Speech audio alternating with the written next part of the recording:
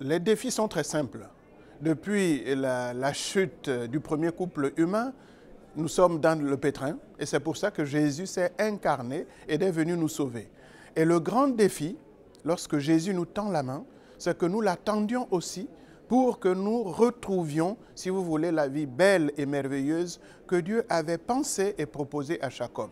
Et nous constatons qu'à chaque fois que nous n'écoutons pas Dieu et que nous faisons ce qui nous plaît, eh bien nous nous retrouvons encore dans le pétrin. Le message est que le Gabon, comme toutes les autres parties du monde, doivent écouter Dieu, doivent écouter ce que Jésus est venu nous enseigner parce que c'est le chemin du salut.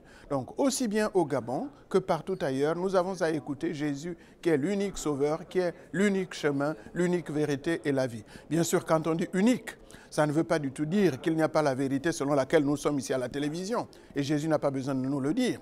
Et il va sans dire que la terre tourne. Et Jésus n'a pas besoin de le dire, mais la vérité en ce sens que nous nous découvrons nous-mêmes, nous découvrons les autres et on peut faire chemin ensemble. Les attentes de l'Église gabonaise, c'est que nous reprenions, si vous voulez, ce que nous avons toujours fait et le faire peut-être avec une attention plus accrue parce que nous sommes venus au synode pour la famille. Relativement aux débouchés, s'il faut parler ainsi après la confirmation. Quels sont les débouchés d'un chrétien du point de vue de cette vie? C'est la vie sacerdotale, la vie religieuse, la vie matrimoniale ou comme laïque consacrée. Donc il faudrait que nous reprenions ces débouchés qui commencent après la confirmation pour que les gens se consolident. Ce qui reviendra à dire que relativement au mariage, redynamiser les cours ou les formations de préparation au mariage pour que les gens soient conscients de ce qu'ils vont faire. Ce sera peut-être tautologique, mais il va sans dire que quand quelqu'un veut embrasser une vocation, il est bon que la personne soit bien informée de la vocation, ait les attentes dans son cœur et sache aussi peut-être les ratés que les autres ont déjà eu à faire. Le point qui touche le plus l'Église au Gabon et toute l'humanité, c'est un problème d'emprisonnement dans un système financier qui piège tout le monde.